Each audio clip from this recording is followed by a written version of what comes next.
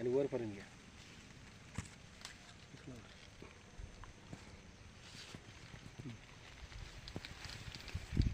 Sir आपलं नाव कसं? आनंदा मारुती मातुगडे, मुक्काम पोस्ट अनूर, तालुका कागल, जिल्हा कोल्हापूर.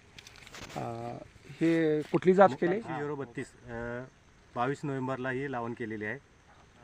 डोळा पद्धत आहे काय? कांडी पद्धत आहे. कांडी पद्धत. बरं. आता तुम्ही हे कुठल्या कंपनीचं याला औषध वगैरे? ग्रोवे टॉनिक आणि नॅनो टॅबलेट हे दोन प्रकारचं टॉनिक याला वापरलेलं आहे. आणि फक्त याला आळवणी आणि फवारणी, 2 आळवणी आणि 2 फवारणी घेतलेल्या आहेत. याच्यापर्यंत रासायनिक खत याला कुठल्याही पद्धतीचं वापरलेलं नाही. सध्या माझा ऊस 14, 15, 13 वरती आहे. फुटवे किती आहे सर? फुटवाची संख्या नियोजन मी एकरी जे लागतंय त्या पद्धतीने यांचं फुटवा समाधानकारक आहे.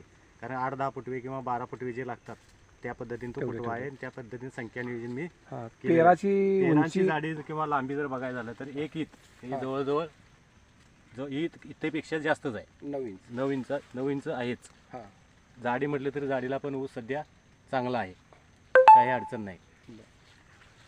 गेल्या वर्षीच्या उत्पन्नापेक्षा गेल्या वर्षीच्या म्हणजे रान माझं 3 नंबरचं असून देखील या वर्षी ऊस माझा 1 नंबर आहे.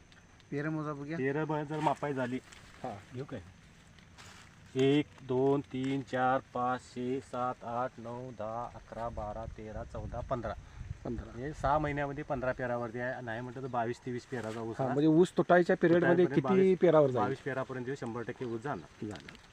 नाही म्हटलं तर एकरी 1.5 टनानं जरी आवरेज धरलं सरासरी तरी एकरी 1.5 टनानं आवरेज 60 टन ऊस यावर्षी होणार. आतापर्यंत ज्याच्यात 30 ते 35 टनच ऊस होत होता. म्हणजे यावर्षी 100% 60 टनाला जाईल अशी 100% मला खात्री आहे. आणि जमिनीचं माती जर बघितली तर भुसभुशीतपणा एकदम म्हणजे एकदम अशी माती भुसभुशीत आहे. त्याच्या अगोदर हेंडा व्हायचा.